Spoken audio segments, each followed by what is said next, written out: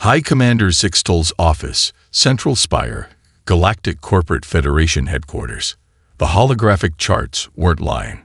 High Commander Zixtal's 4 eyes twitched in synchronization as he reviewed the quarterly performance metrics for the 18th time. His crystalline appendage trembled slightly as it hovered over the floating display, causing ripples in the holographic data streams that illuminated his penthouse office. Something was very wrong with these numbers. Computer, he clicked his mandibles in frustration. Run Analysis Protocol Delta 9 on Earth's productivity metrics. Again. The AI's smooth voice filled the room. Analysis complete, High Commander. Earth's efficiency ratings remain 47.3% above all other controlled worlds. Data accuracy confirmed at 99.99%. Zixtal released a high-pitched whistle of frustration. The equivalent of a corporate overlord's sigh. The numbers made no sense. Every other planet in the Federation's portfolio operated under strict neural compliance protocols. Workers received daily motivation zaps, mandatory joy suppressors, and regular threat of deletion reviews. It was a perfect system. But Earth was different. Through some administrative oversight during the Great Corporate Expansion, Earth had been marked as a self-managed asset, a designation so rare that nobody had noticed for 3 centuries. Its workers operated without neural compliance chips, didn't have mandatory happiness suppressors, and most shockingly, were allowed to leave their workstations without filing a Type 7 temporal liberation request. Yet, they produced more. How was this possible?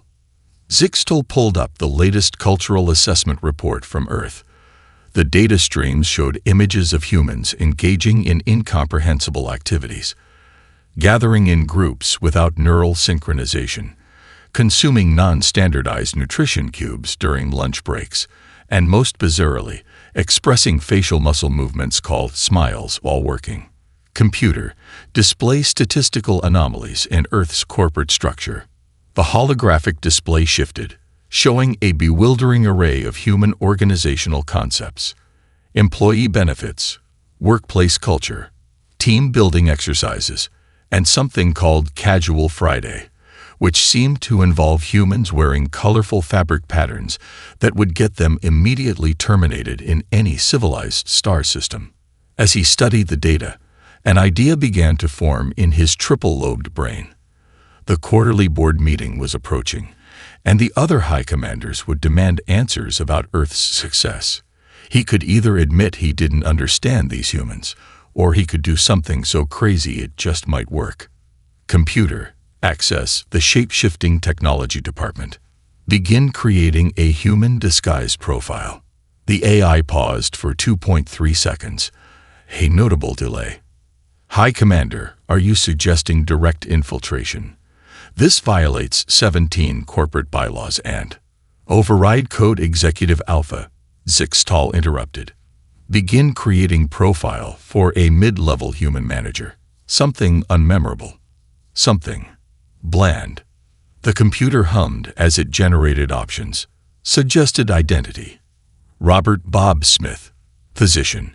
Regional Assistant Deputy Manager of Operational Optimization. Background. MBA from a mid-tier institution. Hobbies include golf and spreadsheets. Perfect. Utterly, boringly perfect. As the computer began downloading human social protocols into his neural matrix, Zixtal reviewed his cover story one last time. He would pose as a new hire at Global Dynamics Incorporated, one of Earth's larger corporate entities. His mission: discover how these unmodified humans achieve such high productivity without mental compliance technology or even basic terror motivation techniques. What he didn't know, what his expensive education at the galaxy's top business school never taught him, was that he was about to learn the most valuable lesson of his career. And it would start with something as simple as a coffee machine. Computer, begin Phase 1 of Operation Human Resources. And what's the proper human phrase for initiating a high-risk venture? Searching cultural database. The appropriate phrase appears to be, what could possibly go wrong? Zixtal had no way of knowing just how much that question would come back to haunt him. Global Dynamics Incorporated, Chicago headquarters, 8:27 a.m. Monday morning. The security guard would later swear the new guy materialized from thin air. Bob Smith, formerly High Commander Zixtal, appeared in the middle of the office lobby, immediately walking face first into the revolving door. 3 times, the security guard watched through half-closed eyes, already regretting his decision to skip his second cup of coffee. "Sir," the guard called out, "you need to push the door." Bob stared at him blankly. "Push, with appendages." Yeah, with your hands." "Ah yes, of course. Hands, the primary manipulation tools of the human body." Bob proceeded to jazz hands his way through the door while maintaining unnervingly direct eye contact. Madison Taylor, senior project manager and recently appointed mentor to the new hire, witnessed this entire display from the lobby's coffee station. She took a long sip of her latte, wondering if HR had finally lost their last marble when they approved this hire. "Mr. Smith," she called out, "I'm Madison Taylor, your supervisor. Welcome to Global Dynamics." Bob spun around with military precision, nearly taking out a potted plant. "Greetings, superior genetic entity Madison Taylor. I am prepared to begin my human employment functions." Madison blinked slowly. It was way too early for this. The morning only got worse from there. During the office tour, Bob attempted to interface with the copy machine by pressing his forehead against it, muttering something about obsolete data transfer protocols. In the break room, he mistook the coffee maker for a fuel dispenser and tried to insert the nozzle into his ear. "That's not how we drink coffee here," Madison explained, trying to keep her voice level. "Here, watch me." Bob observed with scientific interest as Madison poured coffee into a mug. His eyes widened when she added creamer. "You dilute your productivity enhancement solution?" he asked, horrified. "Is this not a violation of corporate efficiency standards?" "It's just coffee, Bob. And please stop shouting every word." "I am not shouting. I am expressing appropriate volume for corporate communication." By the time they reached his desk, Bob had already committed several major protocol violations, including attempting to establish telepathic links with the IT department, referring to the water cooler as the human hydration distribution node, asking where the neural compliance board was located on his desktop computer, calling the office plants primitive oxygen generators. Madison watched as Bob approached his workstation like it was an alien artifact. Oh, the irony. He hovered over his chair. Literally, she could have sworn his feet weren't touching the ground for a second. "This is your computer," she explained. "You can log in with the credentials it provided." Bob stared at the keyboard in horror. "You mean manual data entry? With physical contact?" "Yes, Bob. That's how typing works." He tentatively extended one finger and pressed a key, then jumped back as if expecting it to explode. The letter A appeared on the screen. Fascinating. Such primitive yet effective technology. Madison rubbed her temples. "Okay, let's go over some basic office protocols. First, we have a meeting in 10 minutes about our new project timeline." "Ah yes. Where shall I install my neural productivity spikes?" What now?" "For motivating underperforming team members through direct cerebral stimulation." He mimed something that looked disturbingly like a lobotomy. Madison made a mental note to keep Bob away from sharp objects and dull objects and pretty much everything else. "We don't do that here," she said firmly. "We motivate team members through clear communication and positive reinforcement." Bob's expression suggested she'd just proposed using magic beans to power the building. "But how do you ensure compliance without neural modifications?" "We talk to each other, Bob, like normal people." "Normal people?" He wrote this down in a notebook that definitely wasn't there a second ago. Fascinating concept. Please, tell me more about these normal people and their mysterious ways. Madison checked her watch. It wasn't even 9 a.m. yet. Somehow, she had a feeling this was going to be the longest training week of her career. Global Dynamics Incorporated, 2 weeks into the experiment. The birthday incident would go down in office legend. Bob Smith stood in the corner of the break room, clutching his protocol notebook like a shield as his coworkers gathered around a table decorated with balloons and a suspicious-looking baked good. His third eye, hidden beneath his holographic disguise, twitched nervously as everyone began to sing, "Happy Birthday to You." He frantically scribbled in his notebook, "Annual aging ceremony requires group sound harmonization. Purpose unknown. Possibly mind control ritual." Madison watched him from across the room, noticing how he flinched when people clapped. 2 weeks of managing Bob had aged her about 10 years, but she had to admit, there was something almost endearing about his complete bewilderment at basic human interactions. "Bob," she called out, "would you like some cake?" He approached the dessert with the caution of someone disarming a bomb. This nutritional construct contains small wax pillars on fire. They're candles, Bob. Jennifer makes a wish and blows them out. Ah yes, wish magic. Perfectly normal human resource protocol. He wrote something else down. Birthday rituals involve fire and desires. Possible connection to ancient sacrifice ceremonies. The party continued, and Bob observed each tradition with growing confusion. People were consuming sugar-based sustenance in the middle of the workday. They were expressing genuine pleasure without filing emotional display permits. Most shocking of all, productivity hadn't dropped to 0. Later that afternoon, Madison found him staring at his computer screen, surrounded by empty coffee cups. "Bob, are you okay?" "Madison Taylor, I require clarification." He gestured at his monitor. "I have been reviewing employee performance metrics. According to my calculations, team morale increases by 47% during these social gatherings, yet no one is using neural enhancement technology. How is this possible?"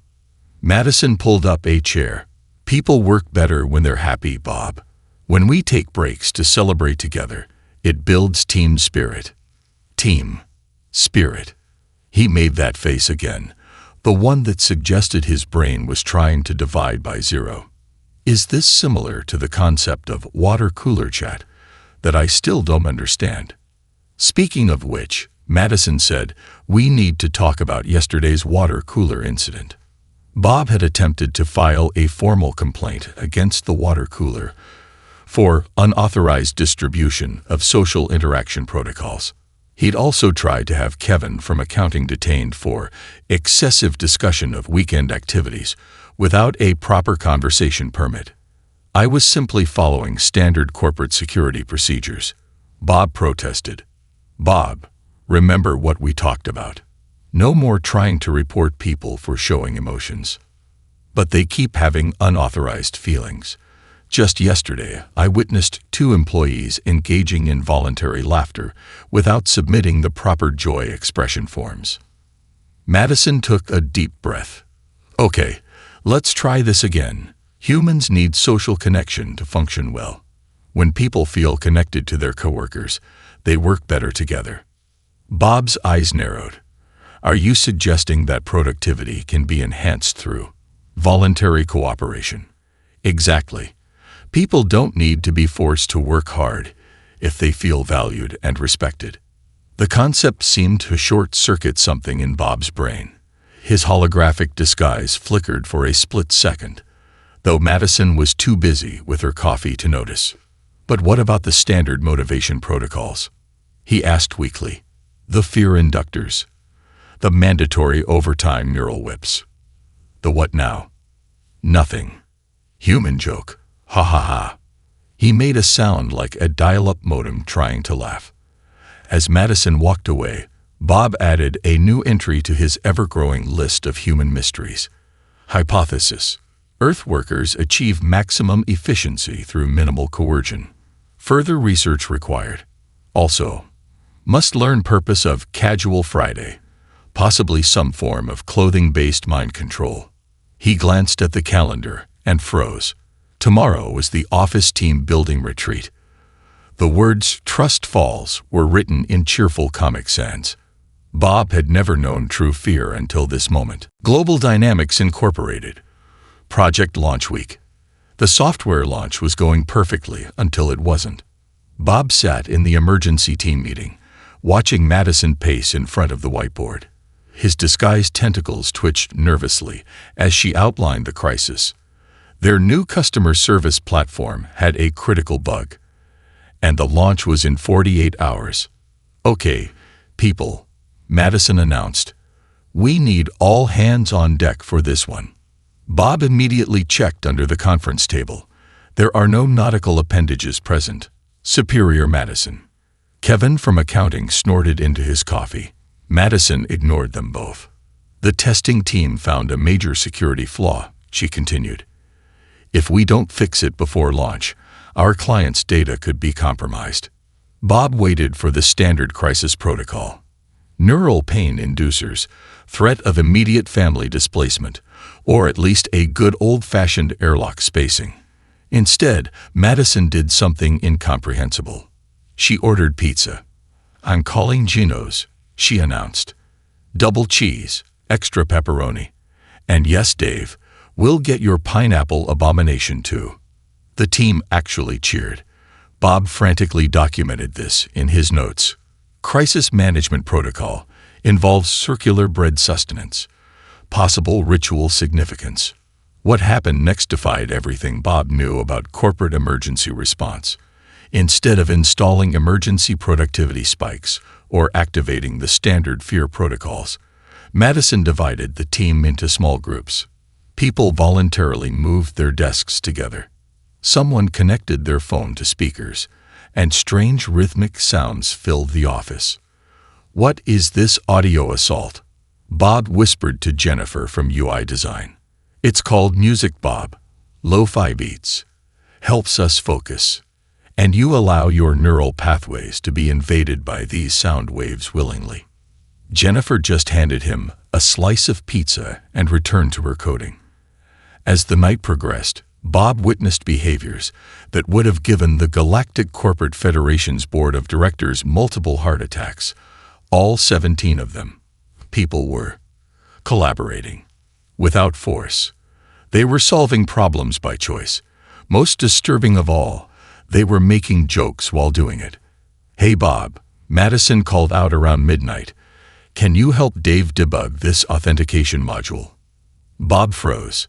In his previous life as High Commander, he would have had Dave executed for requiring assistance. Instead, he found himself walking over, sitting down, and actually helping. 3 hours and many coffee runs later, something strange happened. Bob felt a new sensation as he successfully fixed a particularly nasty bug. He checked his holographic disguise controls, worried he was malfunctioning. "Madison," he called out in panic, "I'm experiencing facial muscle spasms that pull my mouth appendage upward." She looked up from her screen, dark circles under her eyes, and laughed. "That's called smiling, Bob. It happens when you're happy." Happy? During a crisis, without chemical inducement? Impossible. Yet as the team pushed through the night, fueled by caffeine, pizza, and terrible puns, Bob found himself smiling more and more.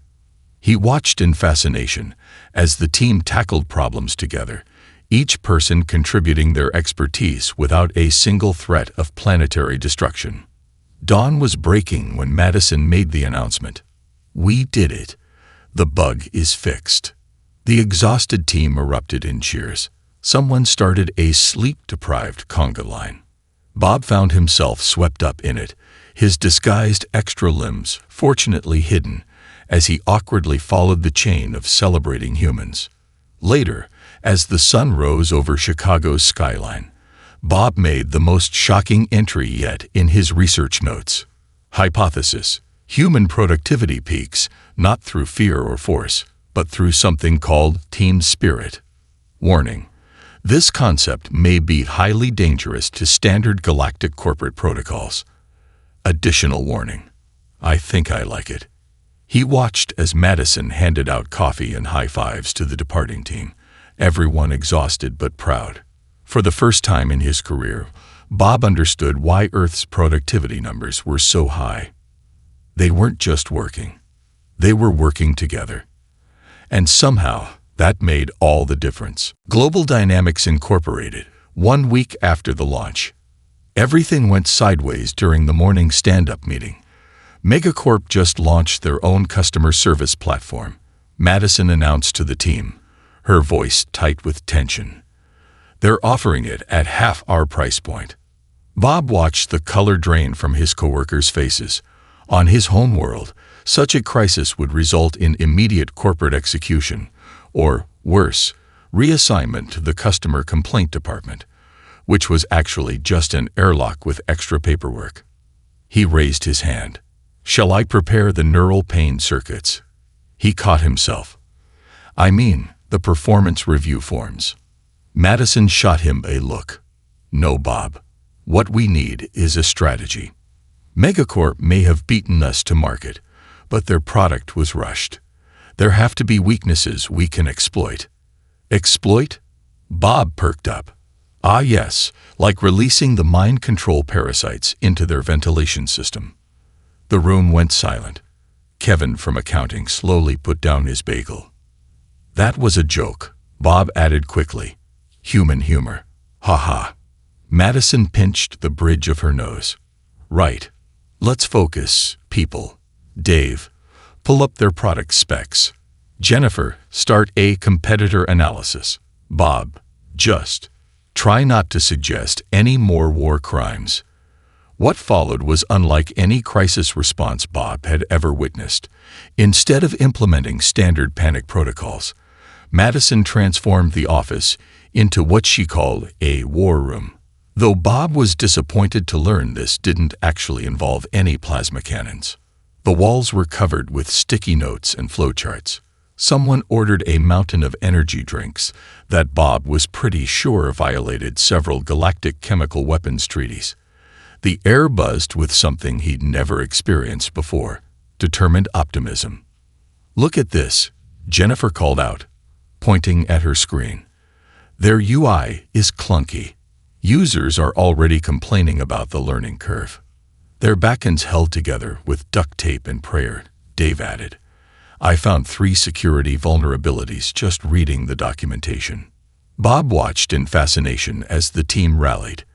Instead of fighting among themselves or attempting ritual combat, the standard corporate response on his planet, they were collaborating more intensely.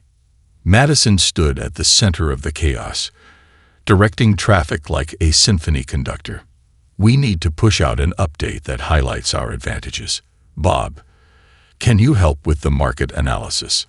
For the first time in his career, Bob found himself working not out of fear, but because he actually wanted to. The sensation was both alarming and strangely addictive. As the day turned into night, something extraordinary happened. The team didn't just work. They evolved. Ideas bounced between departments like electrons in a super collider. People built on each other's suggestions without once engaging in traditional power struggles or mandatory combat rituals. We're not just going to survive this, Madison declared around midnight, standing on a chair for dramatic effect. We're going to come out stronger. Bob had never seen such leadership. No neural whips. No threat of planetary destruction. Just pure, unfiltered human determination. At 3 a.m., fueled by something called Red Bull, which Bob suspected might actually be liquid spacecraft fuel, the team had a breakthrough. If we pivot to focus on user experience and integration features, Jennifer explained, her words slightly blurred from caffeine overdose, we can position ourselves as the premium option. Quality over cost. The room erupted in cheers. Someone started playing Eye of the Tiger, Bob made a note to research why humans required feline-based musical motivation. As dawn broke over the city, Madison gathered the exhausted team. I want you all to know something. What you did here. This is why we win. Not because we're bigger or stronger, but because we work together. Bob felt something wet on his cheek. He touched it, confused. Are you crying? Madison asked softly. No, Bob lied, quickly checking that his holographic disguise was still functioning. My eye moisture regulators are malfunctioning. I mean, allergies. Human allergies. Very normal. But as he watched the sunrise with his team, and yes, he now thought of them as his team, Bob realized he'd discovered something more powerful than any corporate control system in the galaxy. The simple, terrifying, beautiful power of people who actually cared about their work. Global Dynamics Incorporated, late evening strategy session. The holographic projector chose the worst possible moment to malfunction. Madison and Bob were alone in the conference room, surrounded by empty energy drink cans and the remains of what had once been a pizza. They'd been brainstorming new features for hours, riding the high of their recent victory over Megacorp. So, Madison said, highlighting another point on the whiteboard, if we implement these user experience updates. That's when Bob's holographic disguise flickered. It was just for a second, just long enough for Madison to see 4 eyes instead of 2, crystalline appendages instead of arms, and skin that definitely wasn't from any Earth-based species. The marker dropped from Madison's hand. Bob frantically adjusted his holographic controls, but it was too late. He'd been running the disguise at maximum power for too many hours, through too many late-night strategy sessions. He said, his voice modulator glitching between human and his natural crystal chime tones. I can explain the extra eyes. Madison slowly sat down, grabbed the last slice of cold pizza, and took a very long bite. You know, she said finally, this actually explains a lot. It does. The way you tried to drink toner fluid. Your confusion about basic human things like handshakes and bathroom breaks. The fact that you keep calling the break room the human recharging chamber. Bob's alien heart, all 3 of them, sank. I suppose you'll be contacting your planetary defense forces now. Madison snorted. Please, after what we just went through with Megacorp, I've seen enough combat for 1 quarter. She grabbed another slice of pizza. But you are going to explain everything, starting with why an alien is pretending to be the world's most awkward middle manager. Over the next hour, Bob told her everything. About the Galactic Corporate Federation, about their neural compliance systems and productivity enforcement methods, about how Earth's success without any of these essential control measures had baffled the entire galactic business community. Let me get this straight, Madison said, working on her 3rd stress-eating donut. You're basically an alien corporate overlord who came to Earth to learn our efficiency secrets. Correct. Though I'm finding your methods confusing. For instance, why hasn't anyone been executed for minor mistakes yet? Because that's not how you build a successful team, Bob. Or whatever your real name is. High Commander Zixtal of the Galactic Corporate Federation's 7th Productivity Division. He said, then added sheepishly, but I'm actually starting to prefer Bob. Madison leaned back in her chair. You know what the real secret to Earth's productivity is.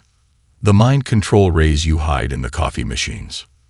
No, it's that we treat people like, well, people.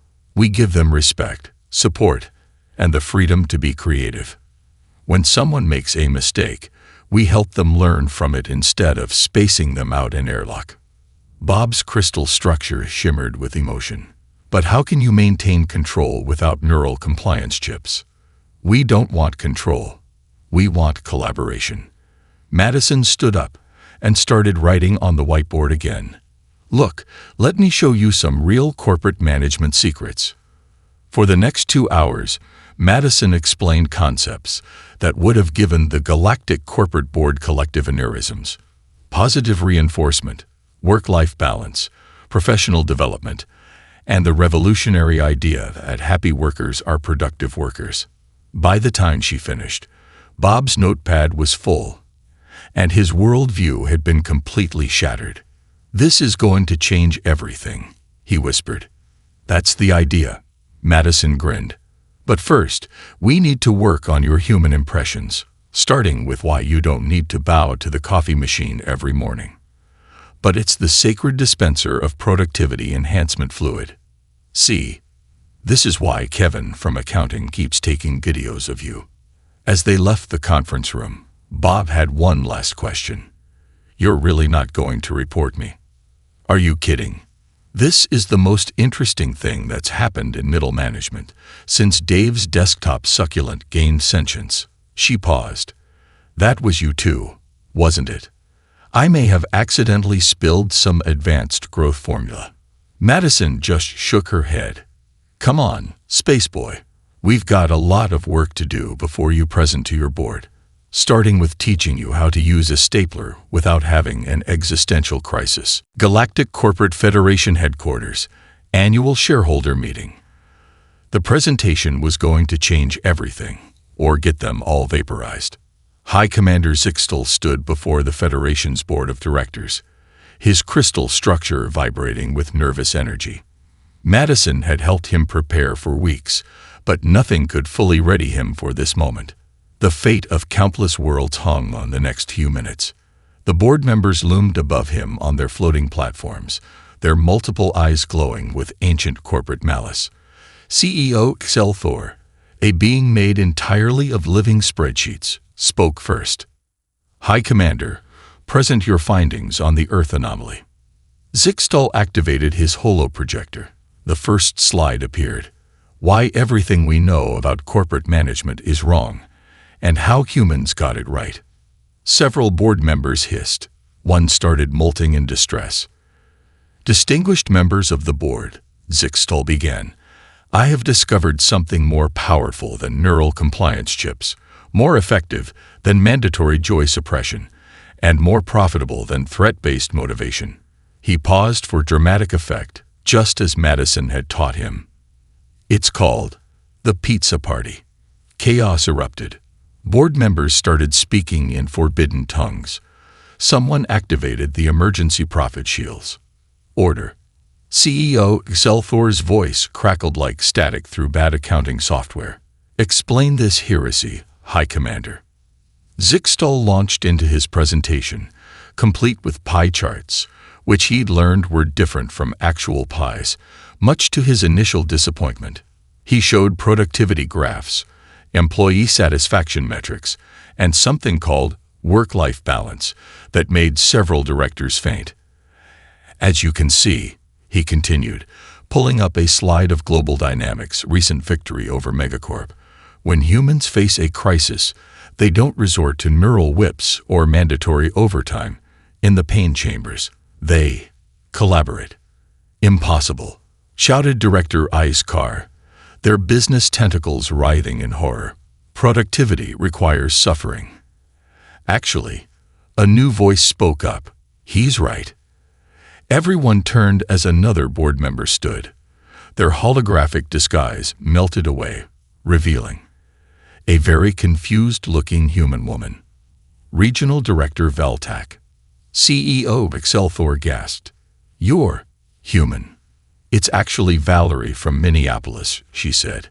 "And I've been running the most profitable sector in the Federation using human management techniques for 3 years." More holograms started failing. Across the boardroom, at least a dozen directors revealed themselves as humans in disguise. Each had been secretly running their sectors using Earth methods.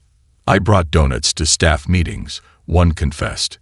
I gave my workers paid vacation time," another sobbed. "I implemented casual Fridays," a third whispered, drawing gasps of horror. CEO Excelthor's living spreadsheet form began to glitch. "This is madness. Next you'll tell me you've been allowing water cooler conversations." The guilty silence was deafening. Zixtal seized the moment. The numbers don't lie, distinguished board members. Earth's methods work. Their workers are more productive, more creative, and most importantly, they actually want to work. Want to work. The CEO's cells recalculated in confusion, without threats of planetary destruction. Indeed, and I have one final piece of evidence. Zixtal pulled up his last slide. I present to you the office pet policy. The image of a puppy appeared on screen. Several board members made the mistake of looking directly at its cuteness. The room erupted into chaos. Look at the productivity increases, Zixtal shouted over the commotion. The morale improvements. The reduced turnover rates, all because of something called belly rubs. And who's a good boy? As the board descended into arguments about the scientific validity of good boys, security drones moved in.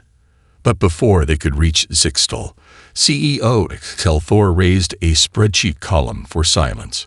High Commander, the CEO's voice was heavy with the weight of quarterly reports.